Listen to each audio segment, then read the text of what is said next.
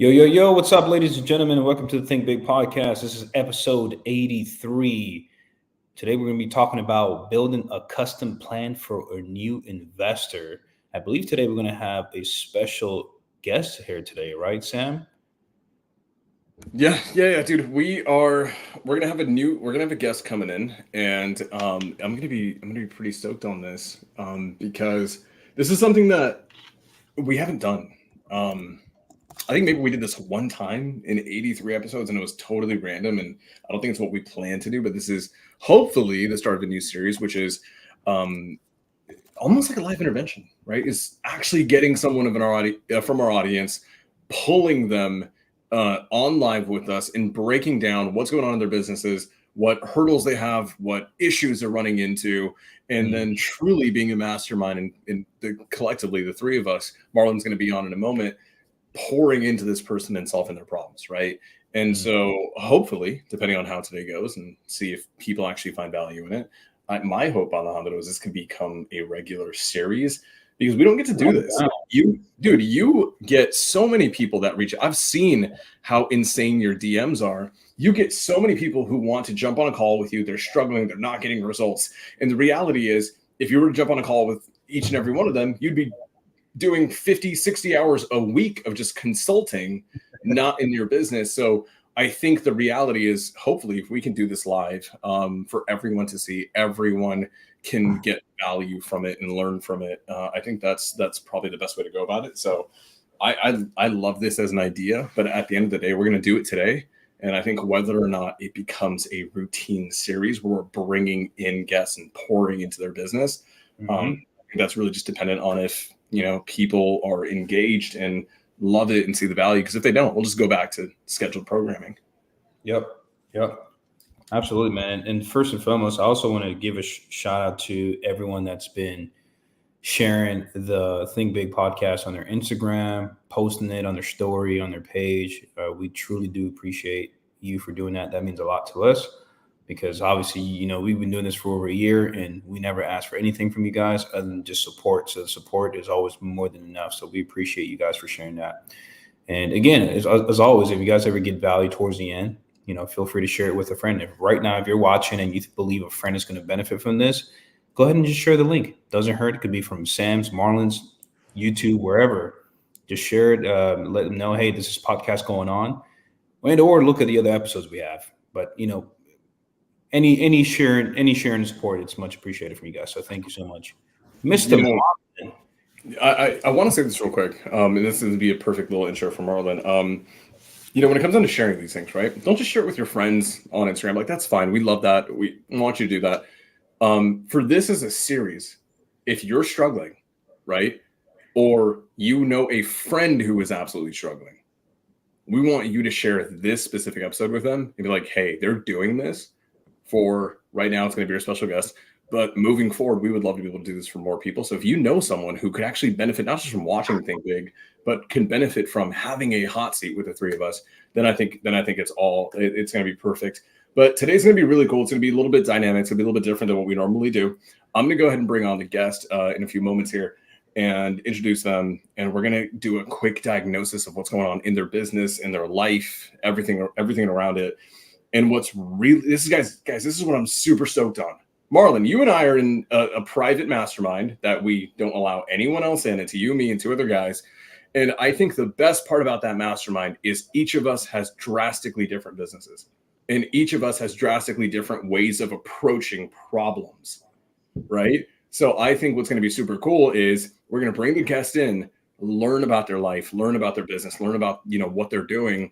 And I think Marlon is going to have amazing insight, not only to business, but obviously in the mindset, obviously in the entrepreneur and how they can grow. I think Alejandro is going to bring in so much about focus and discipline and work ethic, all of these things. And you guys know me, I'm just going to talk about business all day because that's my jam. But Marlon, dude, good to see you, bro.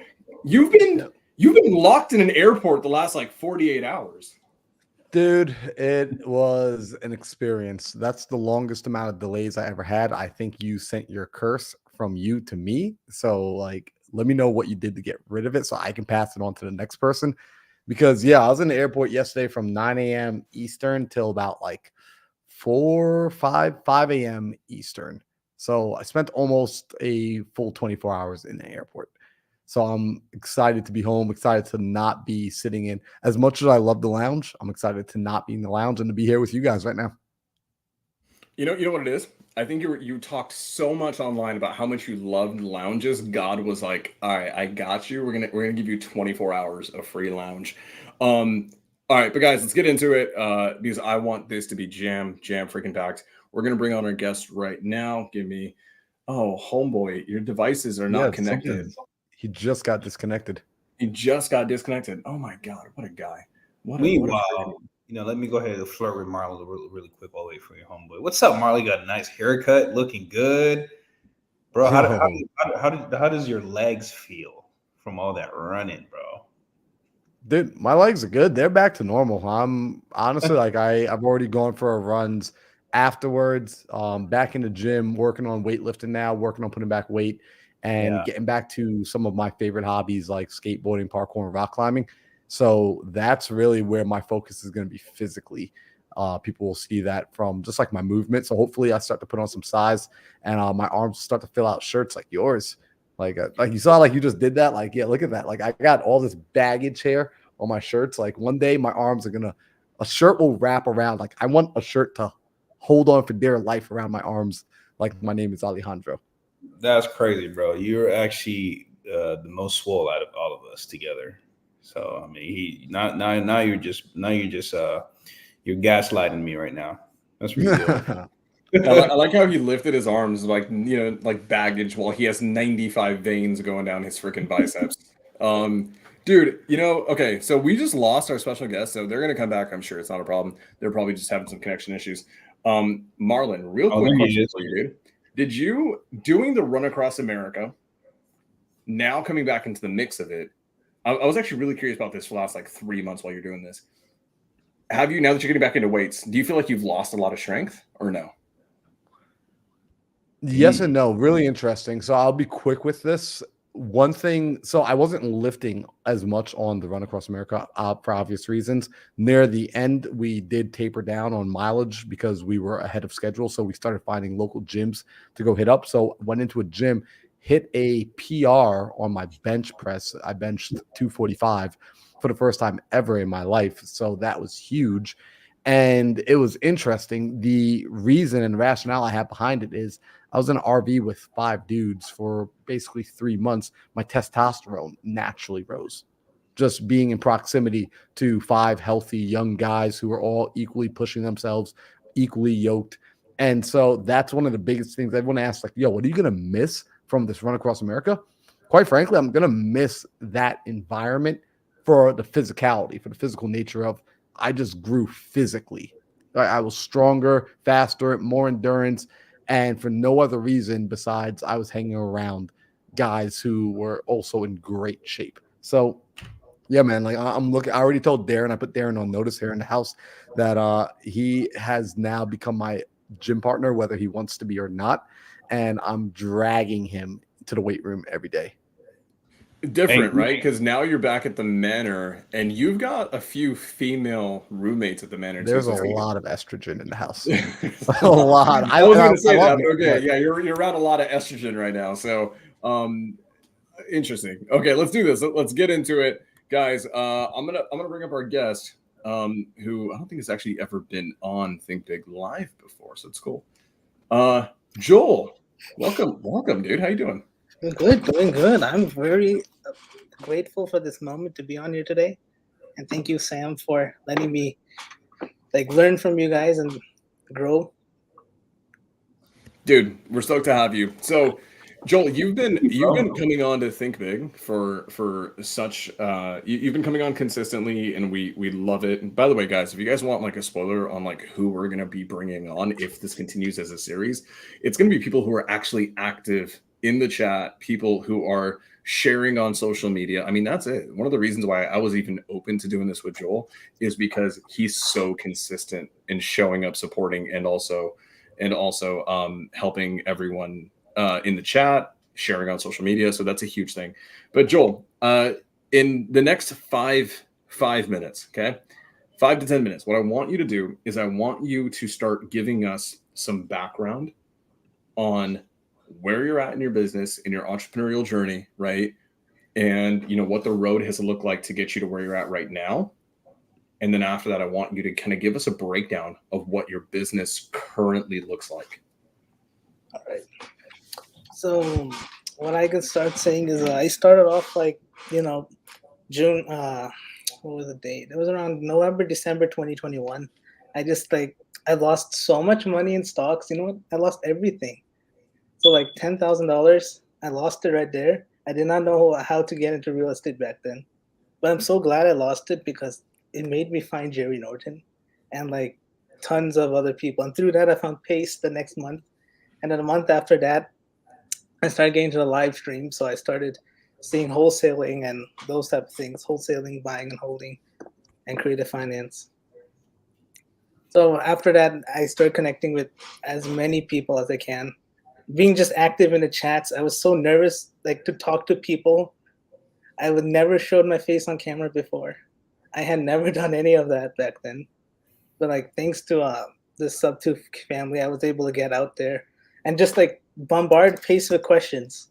So like I kept bombarding Pace with questions, keep bombarding him, asking him like the weirdest things, maybe even the weirdest commentary. Like it could be sometimes funny.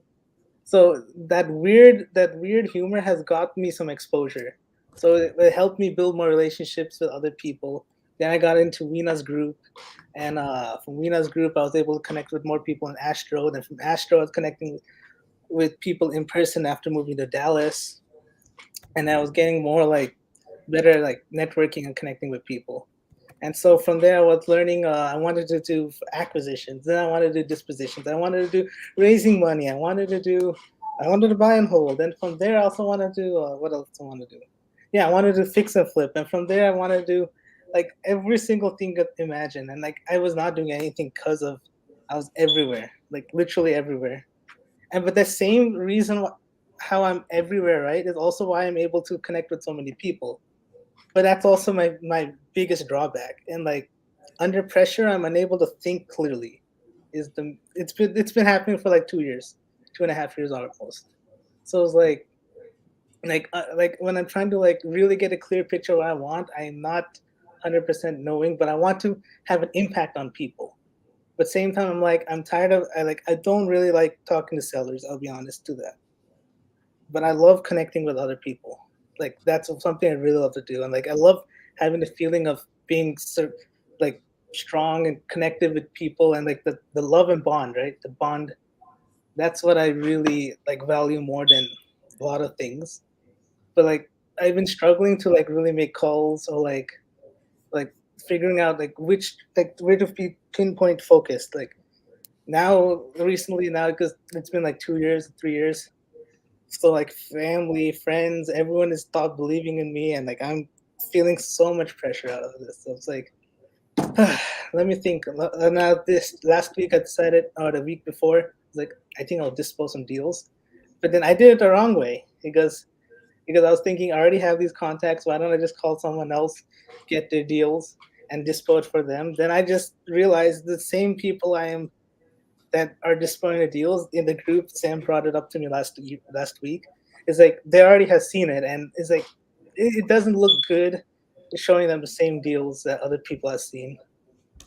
And then last year, if you remember, Pace also told me to make 5 calls daily, like for agents or something, titles, anything. He just said make 5 contacts daily. So that was something I was working on last year. I did fall off of it a bit, to be honest. I was not consistent. Like consistency is the biggest problem with me. And So let me do this because I wanna bring this into now and today, right? Because I think, by the way, how long has this journey been for you? How long have you been doing, let's just say, involved in all these real estate kind of communities and things? November 2021. Oh, that's the exact same amount of time as me. Oh wow. Wow. November 1st, 2021. Yeah, that's the exact same time. Wow, dude. Oh, that's awesome. Okay, so here's what I want to know. Right now, what does your day-to-day in your business look like? What are you doing now? Right now, I could say it's mostly like a lot of social media, like connecting with people, talking to people, finding if they have issues. So talking to those people, connecting with them, uh, like DMing agents and finding title companies through that. And then for capital, I'm also trying to build at the same time. Like I'm trying to get like 3 stones at once, so like buyers, capital, and maybe deals potentially. So it's like I'm like I contact title companies, ask them, do they need buyers? I mean, do they have buyers? I love to bring them more business, and if they have deals that failed or deals that are like they don't qualify for like financing because they have issues. And I've been talking to mostly more buyers using social media on a day to day. But I've been really spread out. I'll be honest with you. I haven't Okay. been directly on one thing. Let me last little question, and then I want to start getting into all of us to getting some feedback in. And I'll probably just have Marlon start there. But last little question: it sounds like you're doing a lot of social media, right? I see you. You're dude. You crush on Facebook. You crush having a presence. Everyone knows you. Everyone knows you, right? If they don't know, and I think on Instagram it's Primal Eskimo. Like everyone knows you, and they know your name. They know the profile. They know the don't tread on me flag. That's your profile pic. Like you've done a phenomenal job getting everyone to know who you are and know that you're there, which is huge. It's literally like half the battle. Now, when you are reaching out to all these people, you mentioned that you're trying to get buyers, lending deals, whatever. Mm-hmm. When you're connecting with someone, right? Let's just pretend I'm you and I connect with Alejandro on Facebook and we jump on a quick 15-minute call on Calendly. We're having a conversation, right? We're getting to know each other. Do you have a structured back end to okay, if Alejandro says he's got capital, he's got 50K in his savings account and he wants to dish it out, right? Do you have a focused setup behind that to connect him to people who have deals? Or are you just kind of going in, getting the connections, and potentially, this is my concern, potentially not following through on the back end after the connection's been made? Oh, I do have people to go back to, but not like specific deals, to be honest. When Mm-hmm. we're talking about like the back end, Mm-hmm. but like I have like the community to talk to, or like if somebody needs it. Okay, got you. So got you. And when you are reaching out to these people, jumping on a call, getting to know each other, are you doing so with a very specific, focused intent? Or is it just, hey, you're in a community, I'm in a community, we both want to grow, let's connect and get to know each other? Or is it, hey, I am looking for lenders only, and I want to have, if you've got 50K in your bank account, I want to talk to you tomorrow? I'm like in the middle of it. Like I'm not talking to a lot of new people because I don't want to waste time. Like no offense to new people, but like I want to be talking to a little bit people who are doing something, right? So like bringing actual value to others. I want to be able to bring the same value to some more people. So I've been having conversations, but I'm not. I'll be honest. I'm not asking what I want to say. This is also why I'm struggling on sales, because I'm not able to I want to bring that conversation up, but I'm unable to bring it up. Like talking about money, for example, or when I want to talk about closing deals, that's also another thing I struggle with. Gotcha. Okay. Marlon, you want to kick us off? Yep, just making a note here. By the way, this is why I know Marlon's going to crush it, because the entire time he's listening and then he's staring at you and then he takes 30 seconds to take notes. And I'm like, I love that. Yeah, no, I love the questions. And Joel, I appreciate you coming on here and being open, honest. Sam's absolutely right. You've done a great job at being loud in communities. The fact that we all know who you are, that other people know who you are, is a testament to you showing up consistently. So I would say you don't have a consistency problem. You are consistent. It's just a matter of, are you consistent on now the things that are going to move you closer to your end goal? I did hear you mention the shiny objects, which ultimately is what we're referring to it, right? Like a little bit of fix and flip, a little bit of wholesale, a little bit of multifamily. I'm in this community, I'm in that community. Here's one of the toughest things, and you've heard this said before.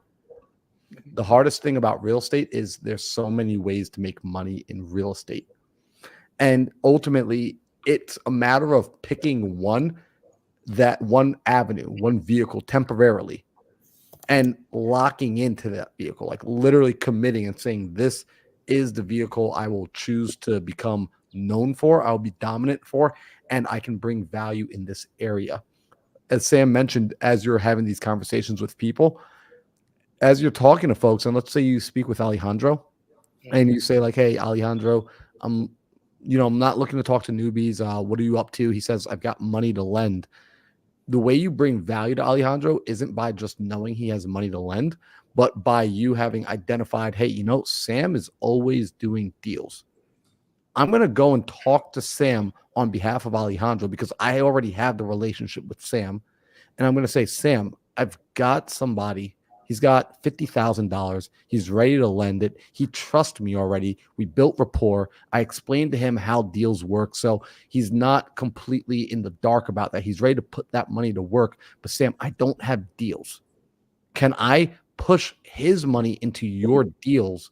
And could there be something that if I keep bringing money to you, so when I'm having conversations with people, I can channel it into your deals? Would you be okay with me doing that? And when I present it to people, I present it as our deals because now I'm working with you, right? So now you have a back end structure and there's a reason behind the conversations.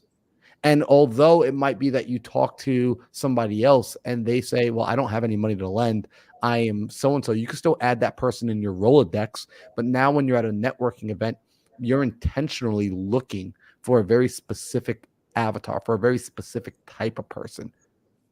Does that make sense? Mm-hmm. Specific people. Right. Now, the challenge with this, because you already know this, the challenge with this is going to be picking the avenue that resonates with you, that you're willing to say, I'm committed to. The juice is worth the squeeze because it all takes work, regardless of which one you do. And at some point, all of these things are going to have sorts of work that you don't necessarily want to do. That's inevitable. Like we all have to, at some point, do some work that we don't want to do. Absolutely inevitable. However, if the reward on the back end is meaningful enough to you, it'll be worth doing that particular work. It's like being in a relationship, right? Every person that gets into a relationship, no relationship is perfect, but you're willing to put up with your partner's shortcomings because being with them is worth so much more than the hard conversations, than the arguments, than all those little details. Mm-hmm. So from that standpoint, what I'd be curious to know is, and you guys bear with me a little bit, take me back to the beginning on what got you into real estate to begin with, because everyone starts, and really what got you into entrepreneurship to begin with, because everyone has a different motivation. And I want to understand, what's your motivation for being here and for continuously working at this business, even though your family's looking at you like, are you crazy? So I appreciate this, Marlon. That was great information because I've been going through a lot of those. So from where I started, why I wanted to do this was like, I think it may have went even a few years prior when I was in school, high school. I feel like it was like I wanted to like have something bigger in me. Like I don't want to just be like stuck to the same thing everybody's doing. I don't want to be doing the same thing as everyone else. I don't want to be like mediocre. I wanted to have some change in life, some impact. And in entrepreneurship, I'll be able to automate, build bigger, hire more people, and lead, and be able to lead a little bit better. But at the same time, I also had to learn from the bottom. But I want to be like, I want to get in like bigger rooms, get bigger people, be like impacting more people. Was also mainly what drawn me to entrepreneurship. But also like to be able to scale, just get bigger, growing, and not being like stuck to like what everyone is doing. Like everyone's just going through like the same 9 to 5. They retire at 65, and then at 65 there'll be health issues and whatever for some, unless they're healthy. But like they don't have much time to like spend with family and like enjoy, like not just enjoy life, but like lead the actual purpose they want to be leading. It's like I'm seeing some retirees like already like wasting, not retirees, but like people who want to retire, but like they're stuck still today. Like one of my neighbors, like he's 57, 58, still working. He's tired, fed up with the job, but still is doing what he has to do. And now it's like you want to do some more than just like stay. So you wanted to create something, a bigger life that wasn't mediocre and wasn't average. Why real estate though? Why do you land on real estate?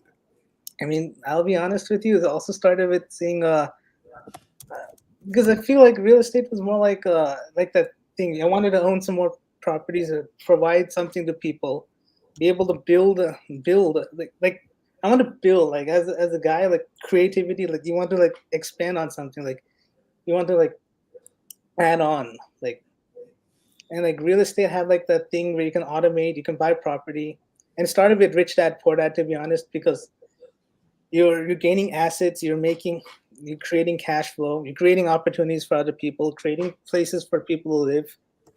And also it kind of led down because I want to learn negotiating skills, life skills.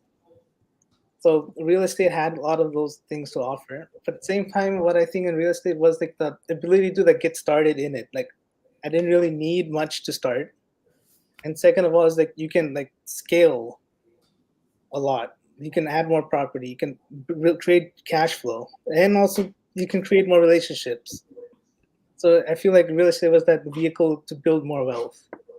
Okay, and do you still feel that way about real estate? I still feel like of it. And businesses now, since I've been hearing a lot about that, but like I don't want to get deviated to businesses either. Private equity was another total thing I kind of got deviated at recently, but I don't want to get distracted by that. But I still feel good with real estate. Okay. And then let me ask you this final question. I don't want to take up all the time here. With that being the case, with real estate being a vehicle that you can use, you see the potential for the growth, you see the opportunity to be able to serve, help other people, create opportunities for not just yourself to win, but for others to win. How do you think those opportunities get turned on for everyone else to win in real estate? Explain the last part of it. Like when you looked at real estate and you saw this as an opportunity, what did you feel your input to it would be? What do you feel is necessary from you to turn on the opportunities inside of real estate?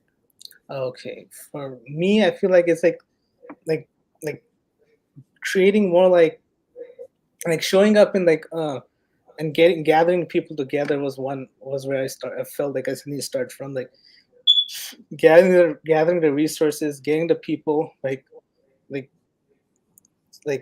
talking to more people was one thing I feel.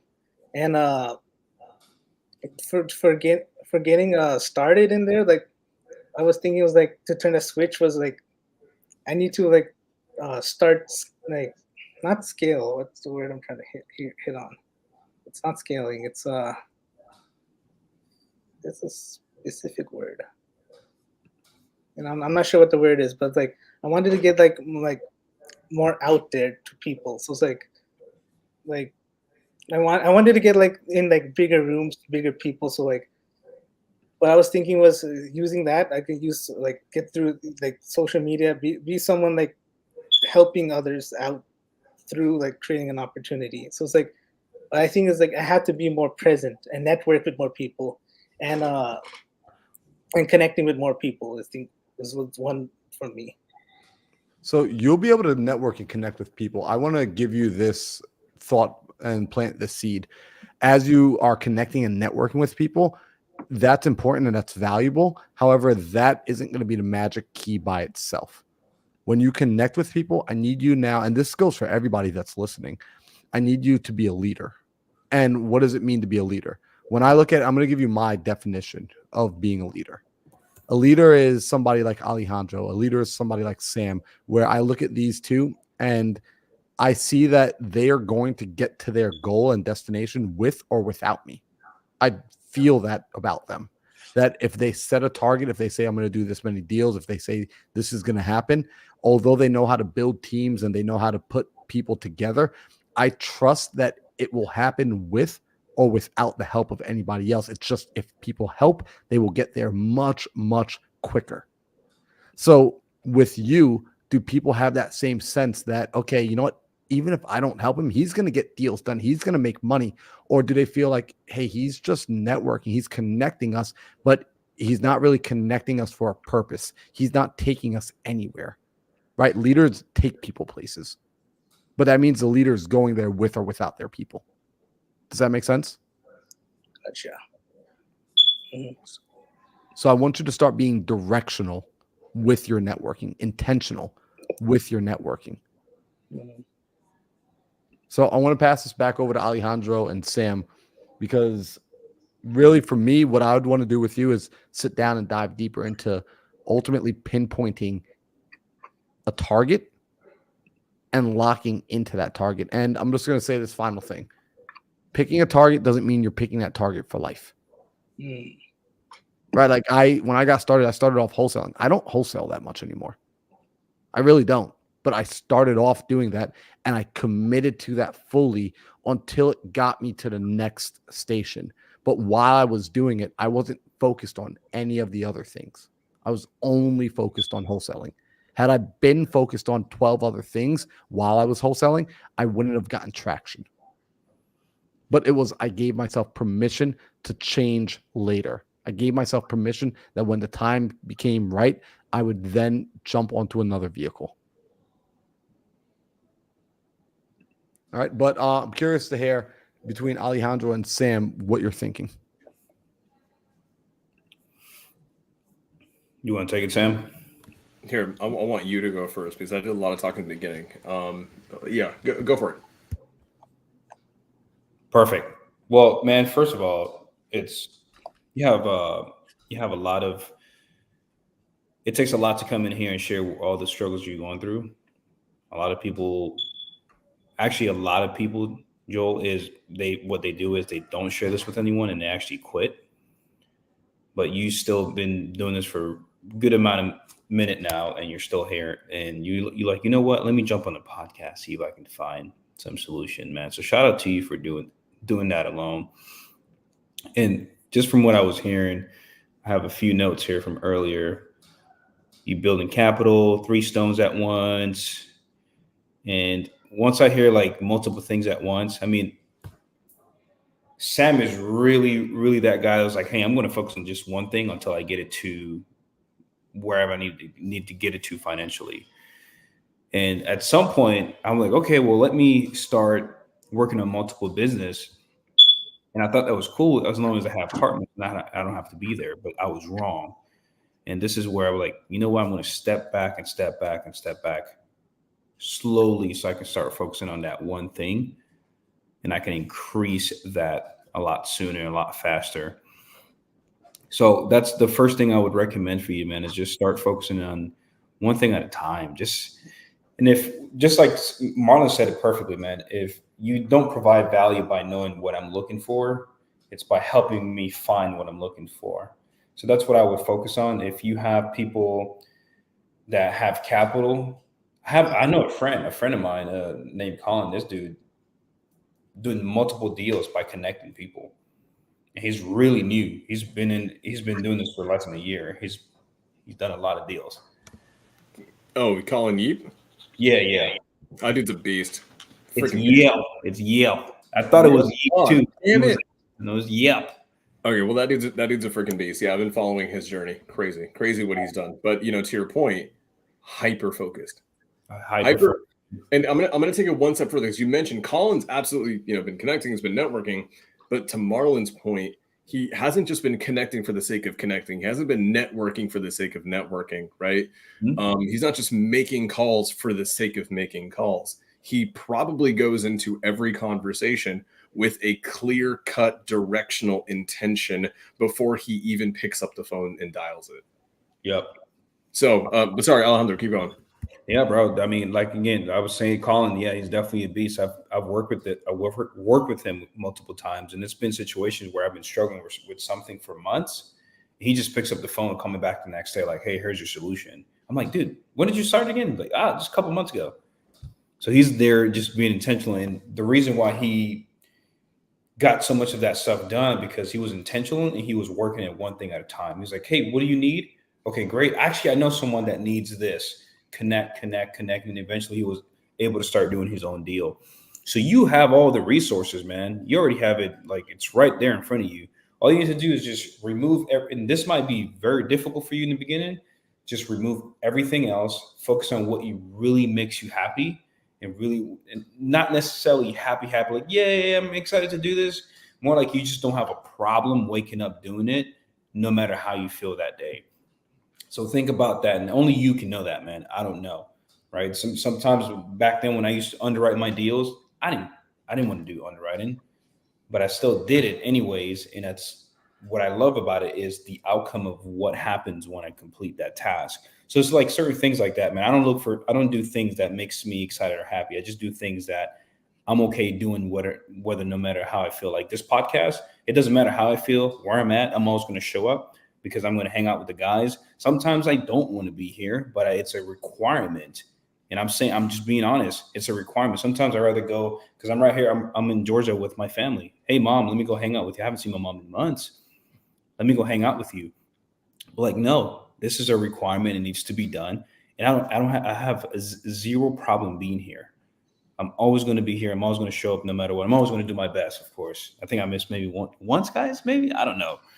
But maybe it was once. But the whole point of that is find out something that's meaningful enough for you to do it no matter how you feel. This podcast is meaningful because we get to hang out as brothers and we get to help other people as well. And I get to grow and be selfish and learn from Sam. Sam doesn't know this, but I'm always here to see him talk. I appreciate that. So, okay. Joel, you ready? You ready for a fucking fire hose? All right. Okay. So right off the bat, I want to hit on this because Alejandro's right. This past year, we've been doing Think Big for over a year now. So what is it? 83? This is episode 83? So to put this into perspective, I want to prove a point here. If you take one miss out of 83 weeks, okay, that is 1.2% miss rate. He is literally, as it stands to this day, over 99%, or just shy of 99%. It was like 98%, 98.8%. That's how consistent he is. And the fact is, now that I've pointed this out, he's probably going to go 6 months and make sure he doesn't miss so he can get to 99.99999. What I want to highlight is this, man. And I'm going to, because I love my boys here and we're all different in how we approach the world, I'm going to be a little bit more straightforward and direct with you. And I think tell you the things that maybe you don't want to hear, but you probably need to hear. And what I'm going to do is Joel, love you. I feel like I'm not talking to you right now. I feel like I'm talking to me 2.5 years ago when I just got started, right? Or 3 years ago. So this is the key. We want you to get fulfillment in everything that you do. Ideally, that is the whole point of life, to a degree, is to get fulfillment in the things that you do, live a meaningful life. There are going to be seasons of your life that fulfillment very often is not a viable answer when it comes down to growing skill sets. The reality is you have to not do your best because sometimes your best is not enough. You have to do what's required, right? And to do what's required, you have to grow as a person. To do what's required, you have to do the hard shit that you don't want to do. To put it to Alejandro's perspective, like to his point, like he's in Georgia with family. By all rights, he should not be here right now. He should be enjoying his time with his loved ones, but he's live. I've gone live on the side of a highway. We've done this podcast, I think, from me and Marlon have been in Puerto Rico. We've been in airports. We've been everywhere, and we've gotten it done no matter what, right? The reality is when we first got started, it was kind of difficult to stay consistent. I think the three of us now agree we like showing up just for the fact that we know that other podcast hosts don't show up consistently. For us, I truly, at least for me showing up 83 weeks in without fail, right? For the Think Big podcast going live every single week, it's never missed. In 83 weeks, we've not missed. To me, 84th week, 85 weeks. You know how much of our competition is 83, 84, 85 weeks in without a single miss?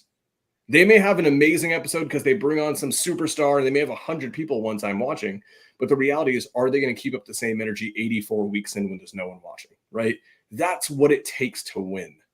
And so what I want you to start really kind of focusing on is being so narrowly defined in what it is that you're doing. And also, this is the key. I'm going to drop the link right now for everyone in the chat. Don't watch this right now. Watch this later. It is an amazing video by Alex Hormozi, and it's about going into a season of no. And the three of us have gone into this so many times in our lives without knowing it. This past 4 months, I just started speaking on stages again. This past 4 months, I said no to everything to focus on growing my businesses. The results, both my businesses grew through the roof. One of them literally doubled in revenue, and annual revenue is officially doing over 7 figures a year. And it's because I said no to self-storage, multifamily, connecting, lending, all of their stuff. Crap talk. Can someone put a battery in their smoke alarm, please? Yeah, Joel, bro, we gotta get your. That's actually not me, by the way, guys. It's like I first thought it time was ever. Sam again. I was like, Sam's I know back it's, to, like, it's actually not me. batteries. It's actually not me. No, I've actually been on mute. If I'm not talking, I'm on mute. So I say no, it's not me. So I think it's Joel. Joel, we're gonna send you a new battery for that. But that being said, what I want you to start doing is this, man. You need to be very calculated here, very discerning, and just very narrow with what you bring to the table, okay? With the amount of time that you have, with the resources that you have, with the experience that you have. I want you to realize that there are things, I'm not saying that you can't do all of it. Do I think you can go and buy multifamily? Yes. Do I think you can go and do self-storage? Yes. Do I think you can go and buy rentals? Yes. They all work. But I think right now, especially when you have pressure from friends and family and all these things happening, you probably can't wait another year to start getting results. And here's the truth. As someone who is young, because you are relatively young, I think you're younger than all of us, someone who's young, let's just say you've been in the community for a long time, but you probably haven't experienced a ton of transactions yet, right? How viable do you think it's going to be for you to go raise 10, 15, 20 million dollars for a syndication to get a multifamily? It's probably not super viable yet, or even do a fund of funds to get into someone else's, right?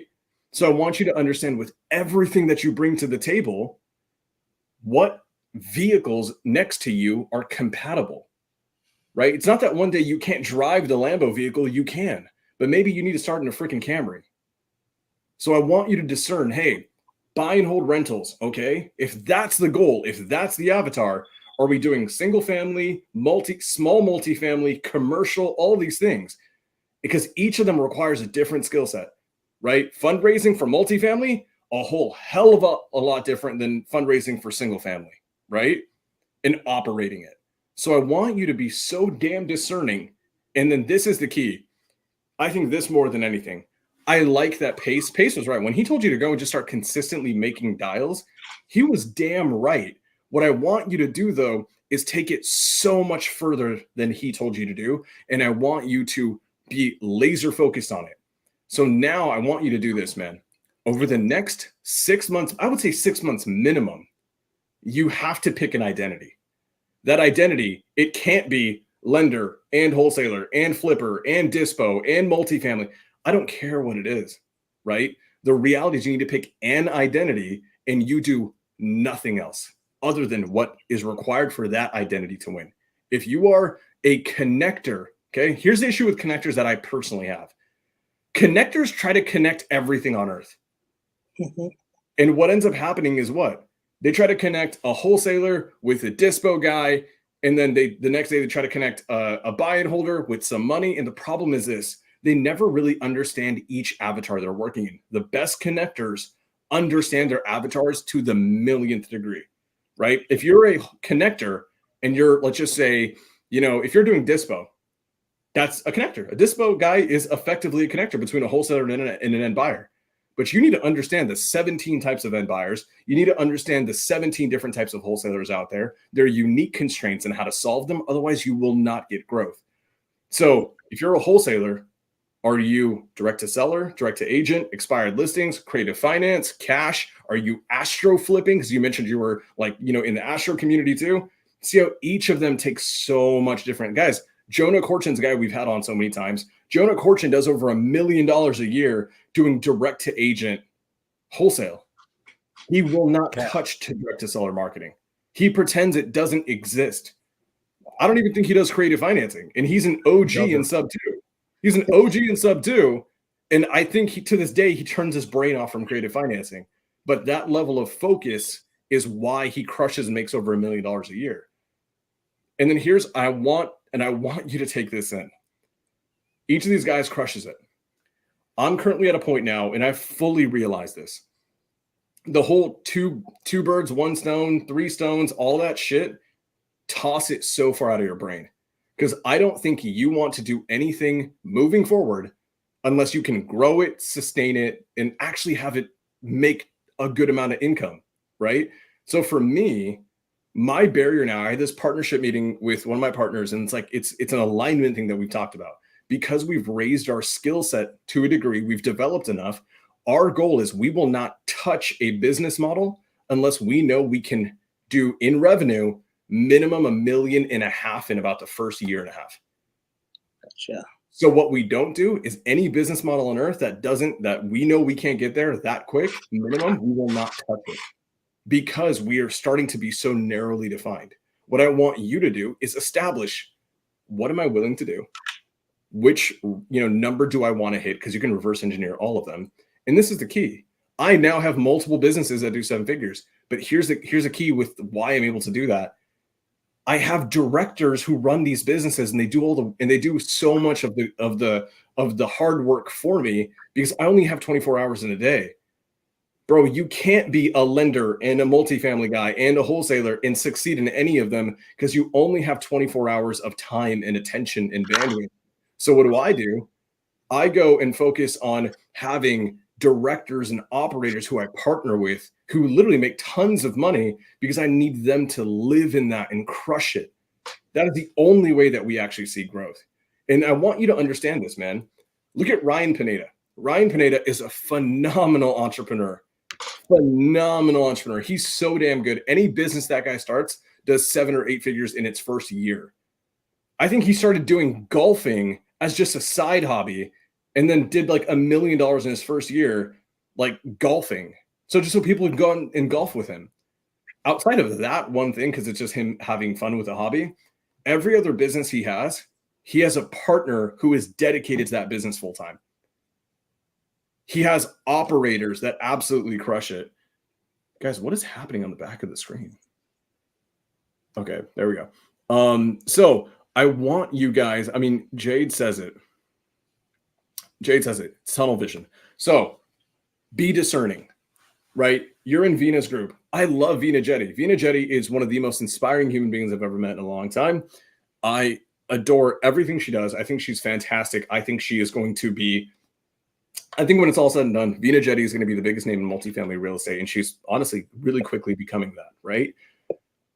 I'm not in her community. I'm in like her free group, but I'm not in her community. I'm not engaging with it. I'm not plugged in. Why? Because I understand for me to get to the season I'm in, to the season I want to get to next, I am not even allowed to consider multifamily.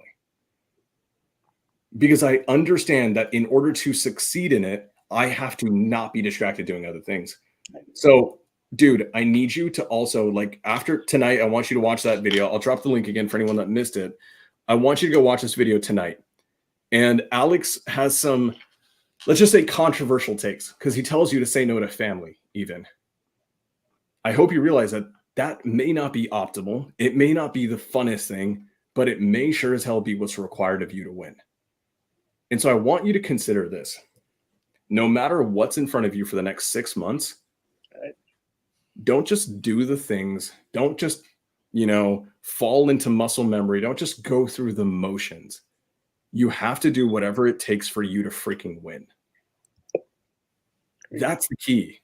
And I want you to turn your brain off from everything else. So with all of the avatars, right? I'm glad that you've been in, the industry as long as you have, because you understand the 1,000,001 avatars. I want you to be so honest with yourself here. Okay. All right. With everything that you bring to the table here. Okay. Mm-hmm. And all of the potential avatars there are. Right. Which one is not the one that you like the most? Which one is the most compatible with the season that you're in? All right. I think I'm cutting off multifamily right now. That's gonna take forever, and it's not where I need right now. Like, I need some cash. I need to prove to my family, and also have start growing, become be able to go to more places and start doing more things. So what I'm thinking is, right now, here's a struggle I am really going through. It's like asking what I want to for example, if I want to like talk about capital, right? It's like I struggle with like bringing that conversation up. Like I want to talk about it, but like I have that like some block I feel. But at the same time, it's like closing sellers or sellers, for example. Like now, I think single family I might have to be stayed focused on now.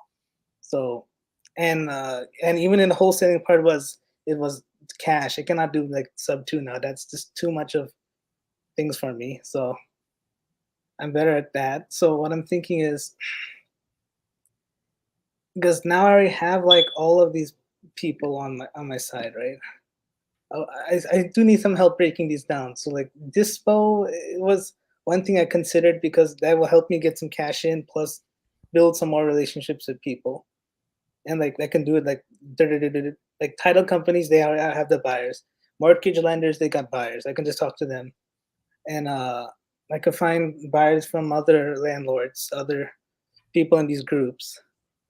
So I was thinking Dispo was one, and another one was like just straight up regular wholesaling, but in that agents specifically, because I like building relationships. I hate direct to seller, and I don't like going through all that like nonsense of like having to go through the outreach, pulling those lists, and all of that. It's just like agents. I'm able to just build that relationship. Like I think Marlon also was something similar, right? Like Marlon talks to agents better because he considers himself like an old man.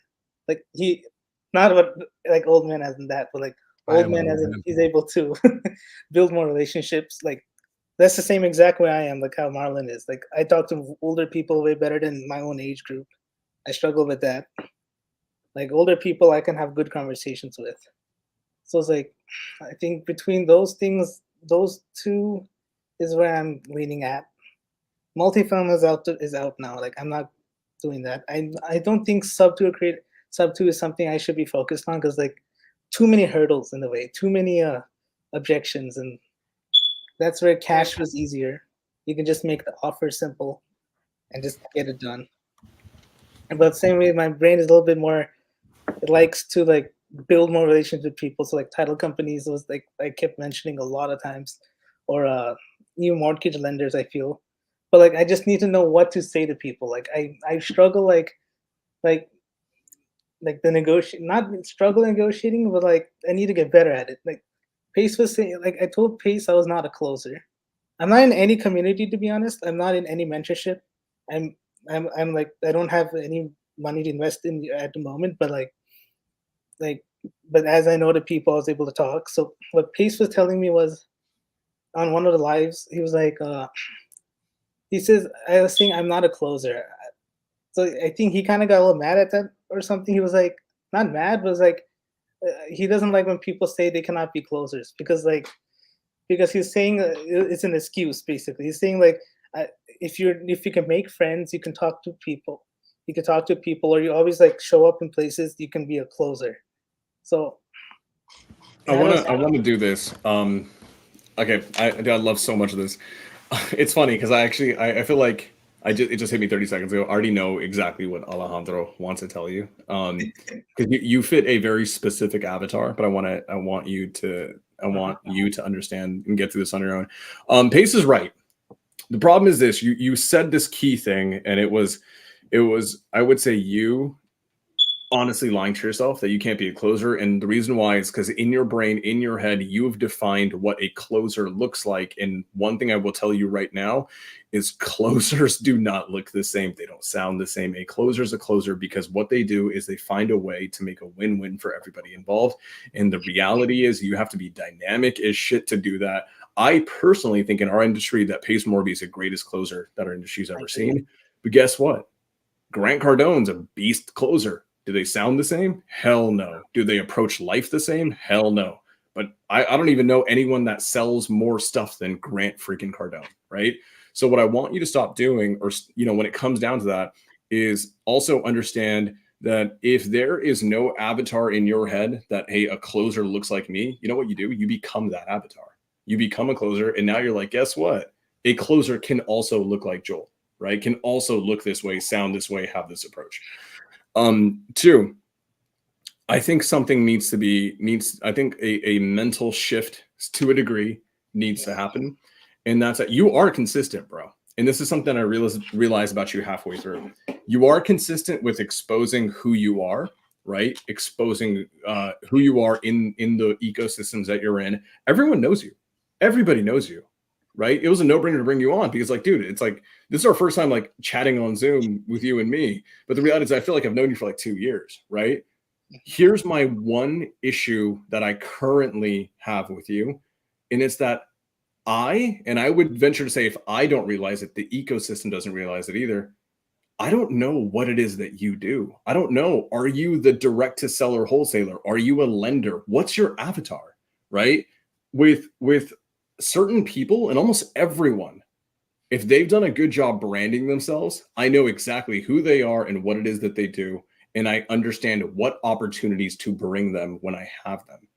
The problem is this, and this is my problem generally with connectors, is when connectors are very loose in general, trying to connect everybody. The problem is, and what's that old saying, right? Like a master, like someone who's good at everything is a master at none, like, or something to that effect. I want you to be so damn aware that, and it, guys, Marlon said it doesn't have to be forever. It's for the next 6 months or a year, whatever avatar you pick, everyone around you needs to understand that, hey, for the next year, I, Joel, am only doing this. This is what I'm good at. This is what I'm going to crush at. If you have any opportunity that looks like this, you bring it to me and nobody else. I want you to start branding yourself so everyone knows you. My thought process is not everyone knows what you do or what you're specially good at, right? You know, you brought that up. Go for it. Because that's what another friend who was another family friend who was like, he was going at me the last week. He was like, you're not making any money. What are you doing? What do you do? A lot of people ask me that question. It's like, what do you do? And now I'm realizing, what do I do? Like, what? Now I'm realizing I haven't pinpointed that. Now I think that's where like the main problem started too. I haven't pinpointed. A lot of people, I tried explaining what do I do. I start saying about wholesaling. I'll start saying like, so I'll find people, I'll bring them deals, or something. I will start saying like that. But I feel like, so Joel, I want you to do this because we could get on here right now, and Sam and Alejandro and myself, we could say, Joel, do this, right? And we could say, be this. But the problem is, or the challenge is, if we make that decision for you, there's no self accountability to it. You have to make that decision for yourself. And I want to give you a deadline. I want to give you a sense of urgency. I want to give you a sense of make that decision before tonight's over, right? You don't need to make it on this call, but before you wake up tomorrow morning, you decide this is what I'm committed to for the next 6 months, right? You've already mentioned, if you listen to yourself, you've already said it, right? You've already described the situation you're in. You've already disqualified other avenues and other identities at this time and place because you said, I need to make money, right? You've got time, but you don't have the other resources. agreed. You have hustle. You're willing to do the work. Hopefully it sounds like you're willing to do the work, but now you need to do the work. And this is going to be the uncomfortable part. This is going to be that season of you're doing the work that you don't necessarily want to do. Will you do that work forever? No, you're doing it towards the end of eventually being able to do just the work you want to do. However, in this season, and we all had to go through it, every great mentor, even Alex Hormozi, who teaches don't do that crap that you don't want to do, teaches, hey, you got to do the crap you don't want to do for a season. This is your season to do that work. Sam did it. Alejandro did it. I did it. I personally don't know any other way to get to the destination. And I'm the positive mindset guy. I'm the can do anything attitude. And I still have not yet discovered a way to shortcut the hard work season. Have not figured it out yet. I just know you apply that hard work. Earn your stripes. That's it. It's the earn your stripes season. So I want you to actually, and here's the thing, you know, a lot of times people, I look at it this way. If I could go back to Sam 2 years ago when he was in the earn your stripes season, I still feel like I'm earning my stripes at the end of the day and so many things.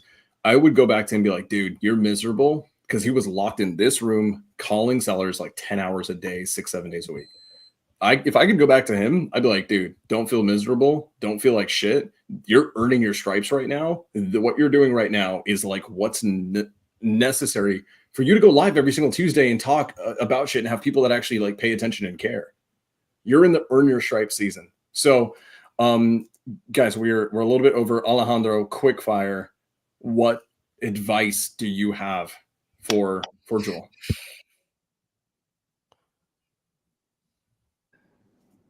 Man, my advice to you, brother, is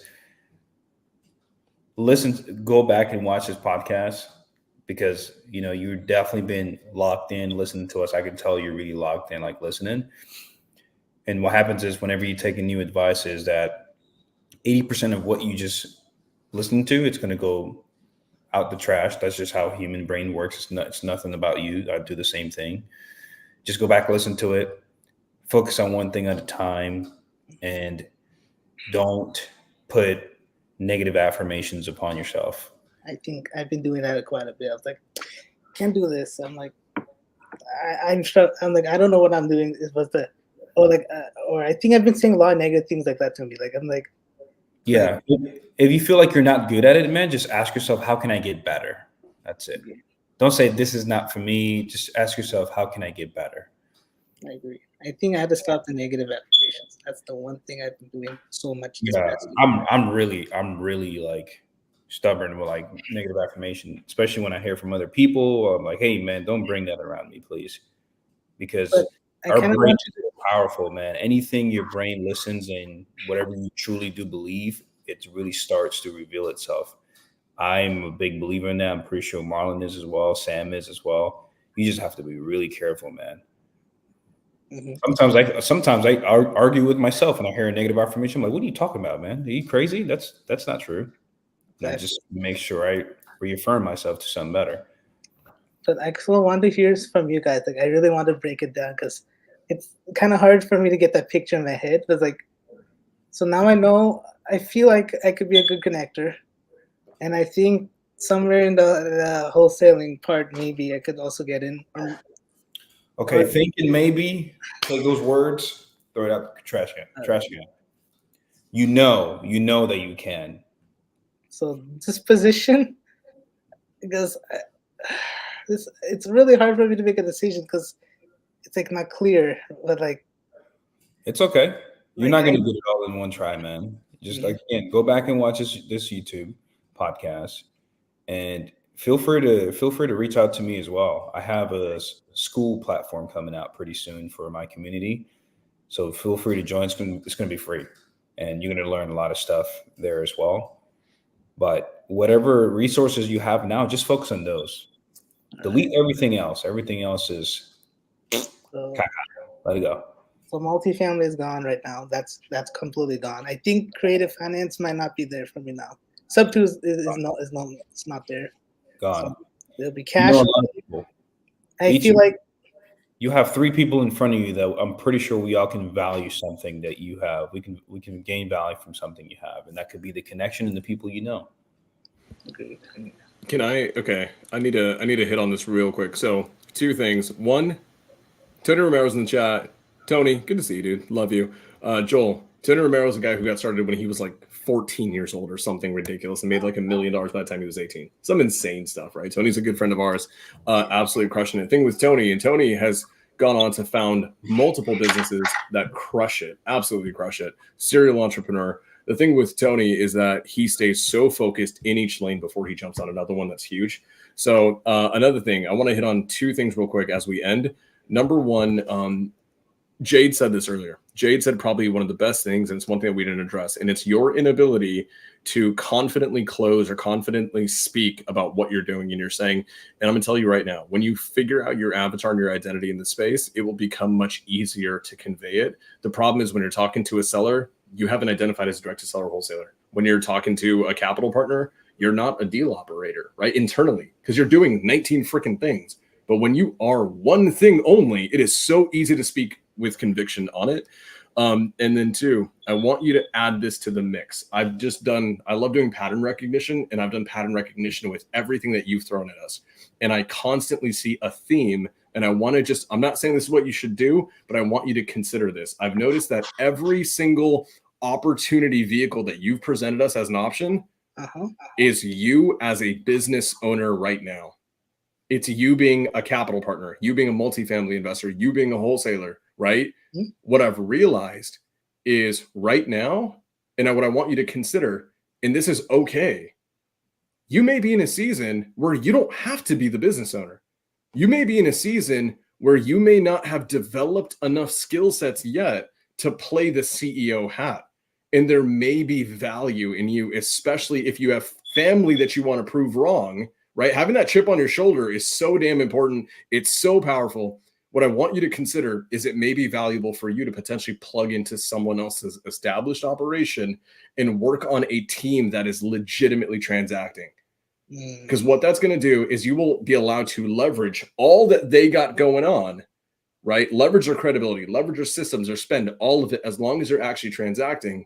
And you get some proof of concept in, you get some identity clearance in, you start developing skill sets. I want you to consider, and hey, if you say, hey, Sam, F that, I want to be a business owner right now, fair game. But when you're making this consideration, I want you to also consider for the next 6 months, maybe I need to learn and earn at the same time. In order to do that, I need to plug into someone else's operation. So that's all I have to say.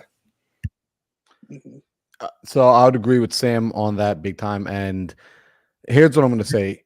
It's going to take more repetition than you realize. So sitting down, like the fact that you're saying like, hey, I'm not comfortable with closing. I'm not comfortable having those conversations because you haven't had them enough. That's all. Because if you ask me when I got started, I did not consider myself a closer. I didn't. It was so, I struggled so terribly. And I just wanted to have conversations. I just wanted to be friends with everyone, but I never wanted to have the uncomfortable portion of the conversation until and then you know what I realized? If I don't want to have the uncomfortable portion of the conversation, I don't actually want success. I just say I want it. I like the idea of success, but I don't actually want success because success requires me doing this. That's just it. It's the work required. I can't say I want to get in shape if I'm not willing to go to. I can't say like I want to be buff, but I don't want to go to the gym. The two don't add up. I can't say I want to run a marathon, but I don't actually enjoy running. The two don't add up. So in this particular reality, you've got to accept the work that will come with the success. And the more you can wrap your mind around, hey, this is the work that I get the privilege to do, that I have the honor and opportunity to do, and I'm going to do it, and I'm going to do more of it than anybody else around me. I'm going to do more of it than the version of me yesterday, and I'm going to commit to showing up, like Alejandro said, regardless of how I feel, on the good days and the bad days. That's where you'll start to find success. And I'm going to warn you of this, and for everybody listening, I want you all to pay attention to, I want you to, once you commit, let's say you decide, you know what, the avenue I'm going is dispositions. I'm going to go and find somebody's team to get on, and I'm going to commit myself to that team. I'm going to take it as a job, and I'm going to be their top producer, right? I want to go and gain skills and earn money while doing so that later on I can come back in the next season and chapter and build my own thing. During that season of I'm locked in, I want you to go on a low information diet. I want you to stop listening to new information. Stop learning about new topics. Stop learning about, and I know it sounds so counterintuitive, especially coming from the mindset guy. The challenge is we all have this thing. There's a law of recency. There's a recency bias that the last things we listen to are what start to create our thoughts, create our emotions, create our feelings. So when I listen to Vina Jetty, who's amazing, naturally, I'm going to want to start considering multifamily. I'm going to start to feel like I'm missing out by not doing multifamily. I'm going to start to feel like I'm an idiot if I'm not doing multifamily, even though I'm already in a good vehicle. It's just the law of recency. It's the last thing I heard, so it's the last thing on my mind. When you go into this tunnel, you have to cut off all the other options. You have to cut off all the other information, go on a low information diet, and only consume information that pertains to your very narrow, specific target. So Joel, was this helpful tonight? Was it helpful to have this conversation?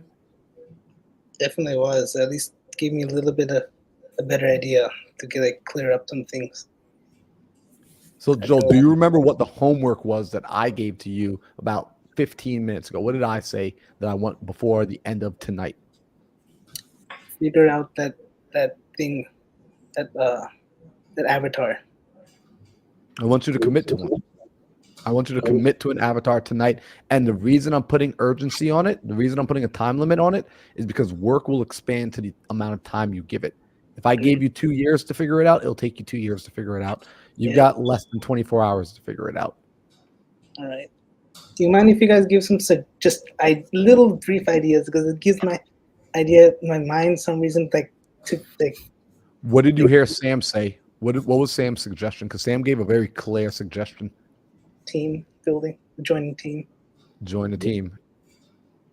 Join a team doing what?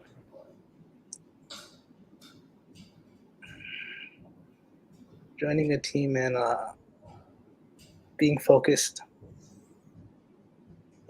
Joining a team and. But what would your value add be to that team? What position would you join in on that team? Joining a team and bringing in the connections and the people. So I don't think he said connector on the team. Dispositions, buyers. You could join the team as dispo, or you could join the team. I would personally recommend joining the team and getting on in acquisitions. And here's why I would say get in acquisitions. It's going to improve your skills. You're going to level up skill set way faster. And if someone joined my team as an acquisitions rep, right, coming in for commission, would I ever be mad if they said, hey, I locked up this deal and I also have a buyer for you? No. Hell no. That dude's getting double commission. That dude's making more money. And the problem with if you're only dispo, you're not a part of creating your own opportunities on that team. But if you join the acquisition side, you have more control inside of their organization to create opportunity for yourself. Does that make sense? Makes sense. So they can make more opportunities. It's going to make more opportunities, and it's going to give you more opportunities for reps, because you need reps right now. You need to get on the phones. You need to have conversations. You need to build your confidence, and that will give you the opportunity to do that. You're going to outwork your self-doubt. And honestly, now that you brought that up, I think in that itself, I'm better at doing referrals. Like, I'm not good at sellers.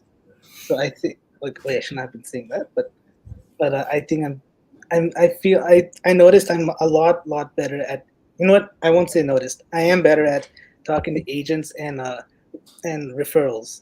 Can I tell you something real quick? Mm-hmm. The reason you're saying that is because you haven't done enough reps yet. This past weekend, I just did. I was out for an event. We did sales this weekend. Guess what? I sucked this past weekend. Why? Because I spent the last 90 days in an RV running across the country. I'm rusty. So you know what I did today?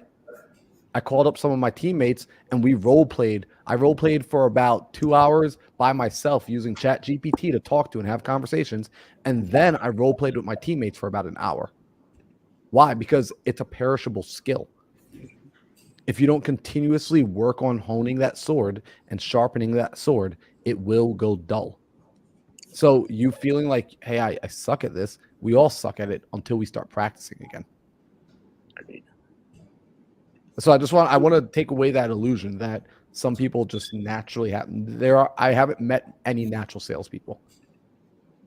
I've met natural talkers, but being a talker doesn't make you a salesperson. Because I know introverted people who crush. In fact, I would argue that some introverted people are even better because they listen better. They have a way better time at listening. Steve Trang wrote the freaking sales Bible, and the dude is the biggest introvert I've ever met. Now you brought this up. You know what happened actually? Like on July 23 last year. You know when Pace was telling me all that, right? Because I had to make some calls, and it's like my mind jumped to that one thing. I realized it's like because of the urgency, it made me realize it was the thing I wanted. Like I was better at. So this is like it made me just do agent calls. And it's like because of the urgency, I realized I made that decision. I'm feeling like in that part I should have kept going. Because I didn't keep going, I feel like I I slowed myself down so much. And I think the other reason was like I was fearful that I won't make some money in time. I think that was the main reason I stopped. But because of that, it was almost like how many months it is? May, right? June. 11 months nearly. I haven't done anything after that. So I think this was good stuff you guys gave me today. There you go, dude. Quick things, and then we need to wrap because we are way overboard today. You have until tonight. You have until tonight not to decide what you're going to do, but Marlon said a key word, and I want you to take that in. That's commit to what you're doing. All right. You're not deciding tonight that you're going to be a lender. If you decide that's it, right? That's a goal. Or you decide you're going to be on someone's team, whatever it is, you're committing. Guess what? The next 6 months of your life are already dictated. That's what you're doing by the end of today. Okay? Make that decision now. Moving forward, I want you to do this because I've noticed this with you. You don't put timelines on anything.